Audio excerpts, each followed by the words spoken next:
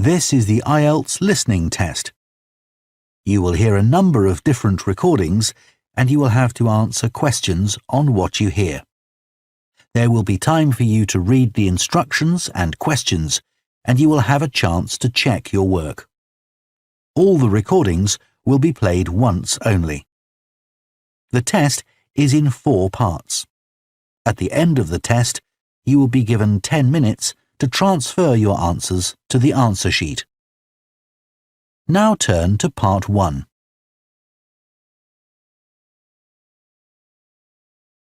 Part 1.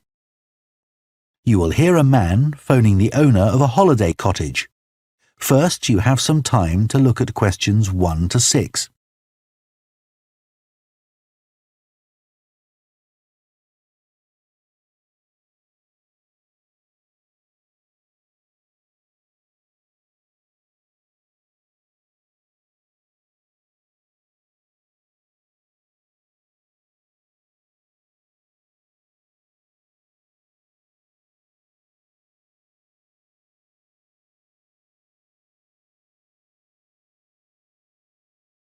Now listen carefully and answer questions 1 to 6. Hello? Oh, hello. I was hoping to speak to Jack Fitzgerald about renting a cottage. I'm his wife Shirley and we own the cottages together, so I'm sure I can help you. Great. My name's Tom. Some friends of ours rented Granary Cottage from you last year and they thought it was great. So my wife and I are hoping to come in May for a week. What date did you have in mind? The week beginning the 14th, if possible. I'll just check. I'm sorry, Tom, it's already booked that week. It's free the week beginning the 28th, though, for 7 nights. In fact, that's the only time you could have it in May. Oh, well, we could manage that, I think. We'd just need to change a couple of things. How much would it cost? That's the beginning of high season, so it'd be £550 for the week. Ah, that's a bit more than we wanted to pay, I'm afraid. We've budgeted up to £500 for accommodation. Well, we've just finished converting another building into a cottage, which we're calling Cherville Cottage. Sorry, what was that again? Cherville. Cherv for Victor, I-L. Oh, that's a herb, isn't it? That's right. It grows fairly wild around here. You could have that for the week you want for £480. OK, so could you tell me something about it, please? Of course. The building was built as a garage. It's a little smaller than Granary Cottage. So that must sleep 2 people as well? That's right. There's a double bedroom. Does it have a garden? Yes, you get to it from the living room through French doors, and we provide 2 deck chairs. We hope to build a patio in the near future, but I wouldn't like to guarantee it'll be finished by May. OK. The front door opens onto the old farmyard, and parking isn't a problem. There's plenty of room at the front for that. There are some trees and potted plants there. Before you hear the rest of the conversation, you have some time to look at questions 7 to 10.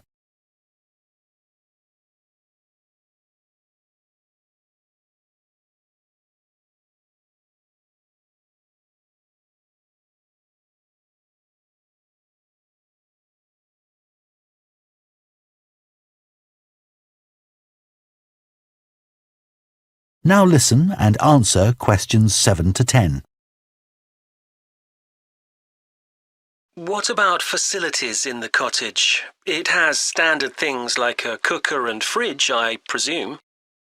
In the kitchen area, there's a fridge freezer, and we've just put in an electric cooker. Is there a washing machine? Yes. There's also a TV in the living room, which plays DVDs too. The bathroom is too small for a bath, so there's a shower instead. I think a lot of people prefer that nowadays anyway.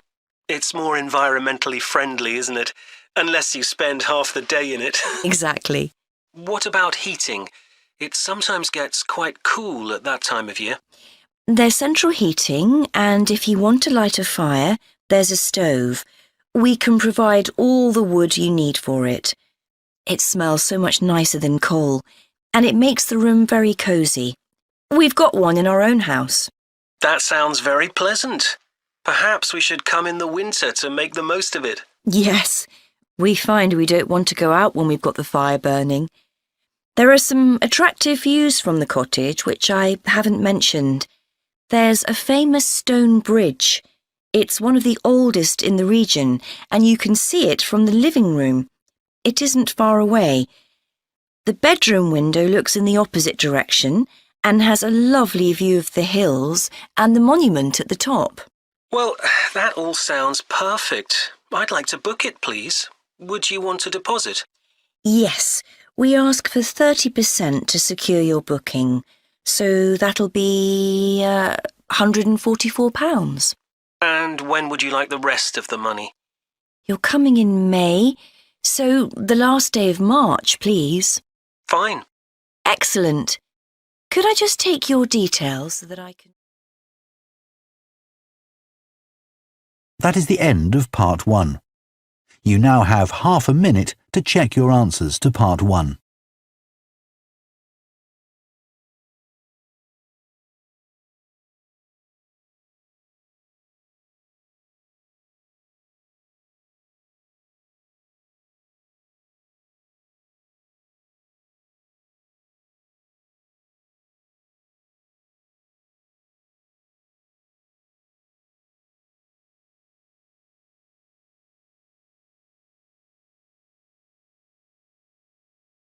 Part 2.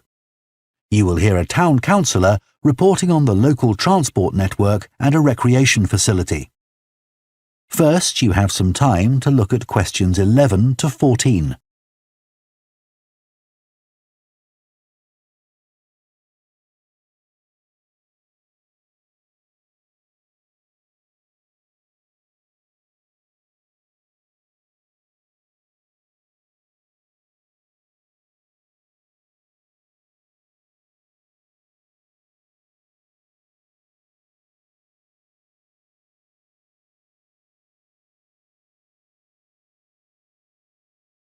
Now listen carefully and answer questions 11 to 14. Right, next on the agenda we have traffic and highways. Councillor Thornton. Thank you. Well, we now have the results of the survey carried out last month about traffic and road transport in the town. People were generally satisfied with the state of the roads. There were 1 or 2 complaints about potholes, which will be addressed, but a significant number of people complained about the increasing number of heavy vehicles using our local roads to avoid traffic elsewhere. We'd expected more complaints by commuters about the reduction in the train service, but it doesn't seem to have affected people too much. The cycle path that runs alongside the river is very well used by both cyclists and pedestrians since the surface was improved last year. But overtaking can be a problem, so we're going to add a bit on the side to make it wider. At some stage, we'd like to extend the path so that it goes all the way through the town, but that won't be happening in the immediate future. The plans to have a pedestrian crossing next to the post office have unfortunately had to be put on hold for the time being. We'd budgeted for this to be done this financial year, but then there were rumours that the post office was going to move, which would have meant there wasn't really a need for a crossing. Now they've confirmed that they're staying where they are, but the Highways Department have told us that it would be dangerous to have a pedestrian crossing where we'd originally planned it, as there's a bend in the road there, so that'll need some more thought. On Station Road, near the station and level crossing, drivers can face quite long waits if the level crossing's closed, and we've now got signs up requesting them not to leave their engines running at that time. This means pedestrians waiting on the pavement to cross the railway line don't have to breathe in car fumes. We've had some problems with cyclists leaving their bikes chained to the railings outside the ticket office, but the station has agreed to provide bike racks there. Before you hear the rest of the talk, you have some time to look at questions 15 to 20.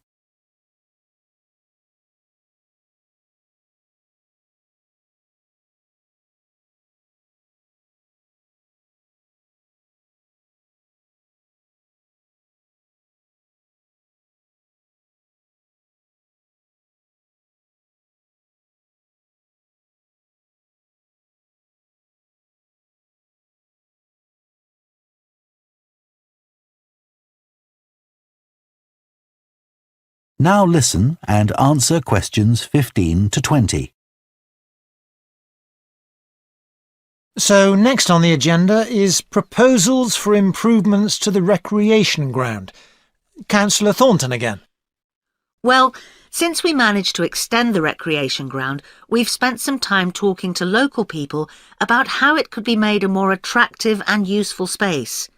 If you have a look at the map up on the screen, you can see the river up in the north and the community hall near the entrance from the road. At present, cars can park between the community hall and that line of trees to the east, but this is quite dangerous for pedestrians, so we're suggesting a new car park on the opposite side of the community hall, right next to it. We also have a new location for the cricket pitch. As we've now purchased additional space to the east of the recreation ground, beyond the trees, we plan to move it away from its current location, which is rather near the road, into this new area beyond the line of trees. This means there's less danger of stray balls hitting cars or pedestrians. We've got plans for a children's playground, which will be accessible by a footpath from the community hall and will be alongside the river. We'd originally thought of having it close to the road, but we think this will be a more attractive location.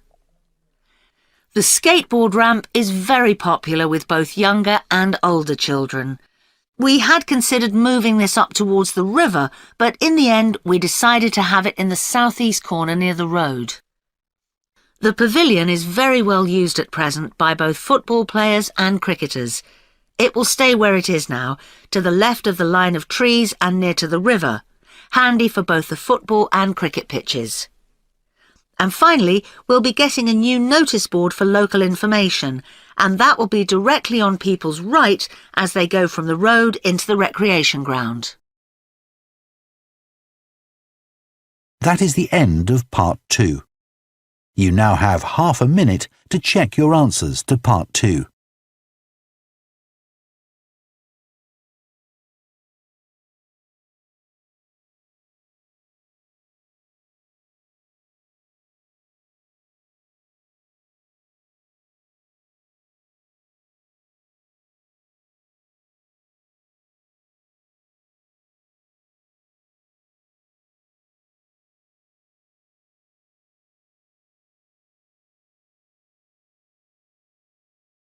Part 3. You will hear 2 urban planning students discussing bike-sharing schemes in different cities. First, you have some time to look at questions 21 to 24.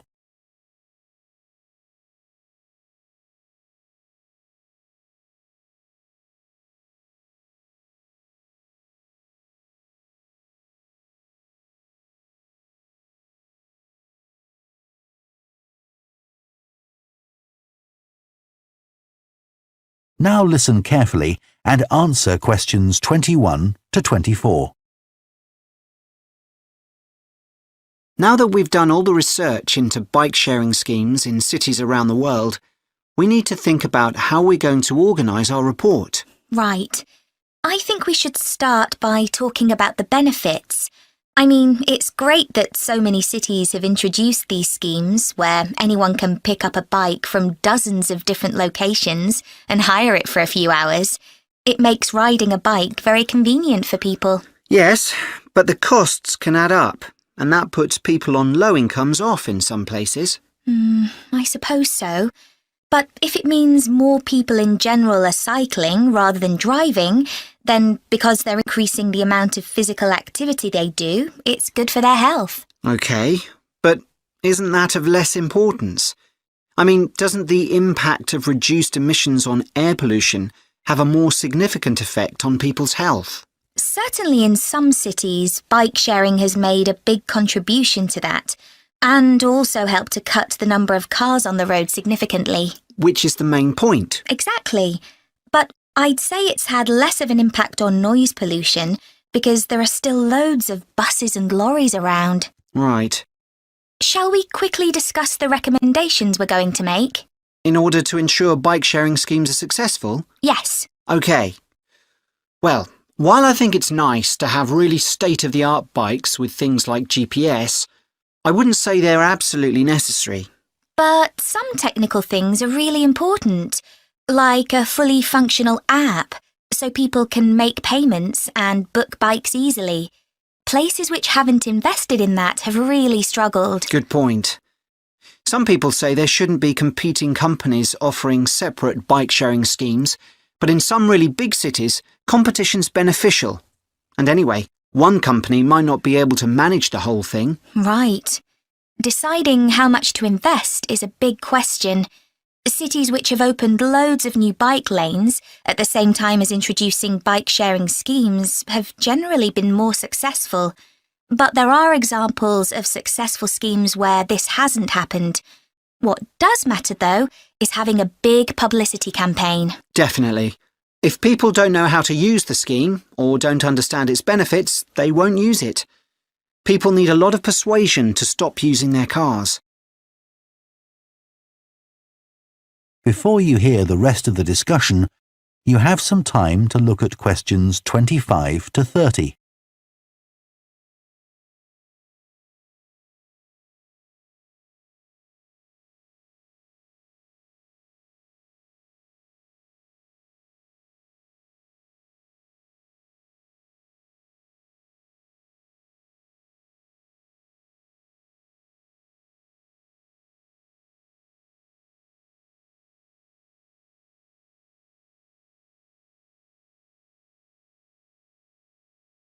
Now listen and answer questions 25 to 30. Shall we look at some examples now and say what we think is good or bad about them? I suppose we should start with Amsterdam, as this was one of the first cities to have a bike-sharing scheme. Yes, there was already a strong culture of cycling here. In a way, it's strange that there was such a demand for bike sharing, because you'd have thought most people would have used their own bikes. And yet it's one of the best used schemes. Dublin's an interesting example of a success story. It must be because the public transport system's quite limited. Not really. There's no underground, but there are trams and a good bus network. I'd say price has a lot to do with it. It's one of the cheapest schemes in Europe to join. But the buses are really slow. Anyway, the weather certainly can't be a factor. No, definitely not. The London scheme's been quite successful. Yes, it's been a really good thing for the city. The bikes are popular and the whole system is well maintained, but it isn't expanding quickly enough. Basically, not enough's been spent on increasing the number of cycle lanes. Hopefully that'll change. Yes. Now, what about outside Europe? Well, bike-sharing schemes have taken off in places like Buenos Aires. They built a huge network of cycle lanes to support the introduction of the scheme there, didn't they? It attracted huge numbers of cyclists where previously there were hardly any. An example of good planning. Absolutely. New York is a good example of how not to introduce a scheme. When they launched it, it was more than 10 times the price of most other schemes. More than it costs to take a taxi. Crazy. I think the organisers lacked vision and ambition there. I think so too. Sydney would be a good example to use. I would have expected it to have grown pretty quickly here. Yes. I can't quite work out why it hasn't been an instant success like some of the others. It's a shame, really. I know. OK, so now we've thought about all those... That is the end of part 3. You now have half a minute to check your answers to part 3.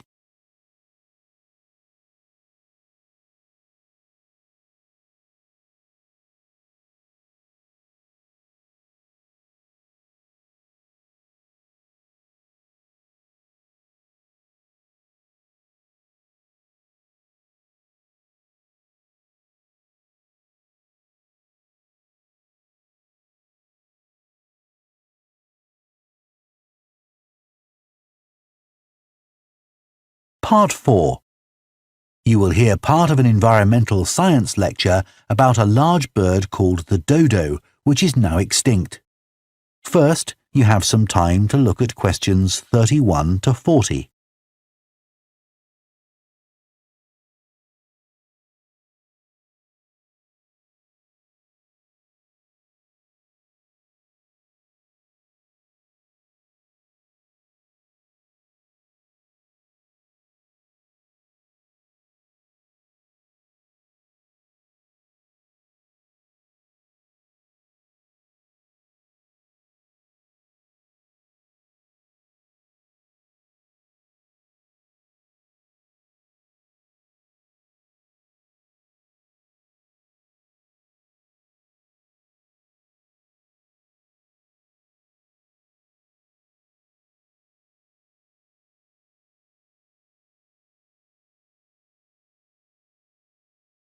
Now listen carefully and answer questions 31 to 40. One of the most famous cases of extinction is that of a bird known as the dodo.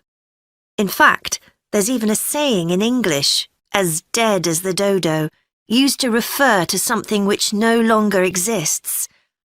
But for many centuries, the dodo was alive and well, although it could only be found in one place, the island of Mauritius in the Indian Ocean. It was a very large bird, about 1 metre tall, and over the centuries it had lost the ability to fly, but it survived happily under the trees that covered the island. Then, in the year 1507, the first Portuguese ships stopped at the island. The sailors were carrying spices back to Europe and found the island a convenient stopping place where they could stock up with food and water for the rest of the voyage, but they didn't settle on Mauritius.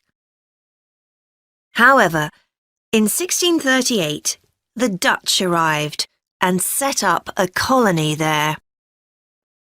These first human inhabitants of the island found the dodo birds a convenient source of meat, although not everyone liked the taste. It's hard to get an accurate description of what the dodo actually looked like. We do have some written records from sailors and a few pictures, but we don't know how reliable these are. The best-known picture is a Dutch painting in which the bird appears to be extremely fat, but this may not be accurate. An Indian painting done at the same time shows a much thinner bird. Although attempts were made to preserve the bodies of some of the birds, no complete specimen survives. In the early 17th century, 4 dried parts of a bird were known to exist. Of these, 3 have disappeared, so only one example of soft tissue from the dodo survives, a dodo head.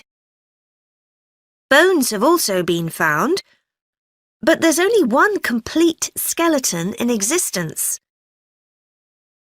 This single dodo skeleton has recently been the subject of scientific research, which suggests that many of the earlier beliefs about dodos may have been incorrect. For example, early accounts of the birds mention how slow and clumsy it was, but scientists now believe the bird's strong knee joints would have made it capable of movement which was not slow, but actually quite fast. In fact, one 17th century sailor wrote that he found the birds hard to catch. It's true that the dodo's small wings wouldn't have allowed it to leave the ground, but the scientists suggest that these were probably employed for balance while going over uneven ground. Another group of scientists carried out analysis of the dodo's skull. They found that the reports of the lack of intelligence of the dodo were not borne out by their research, which suggested the bird's brain was not small, but average in size. In fact, in relation to its body size, it was similar to that of the pigeon, which is known to be a highly intelligent bird. The researchers also found that the structure of the bird's skull suggested that one sense which was particularly well developed was that of smell. So the dodo may also have been particularly good at locating ripe fruit and other food in the island's thick vegetation.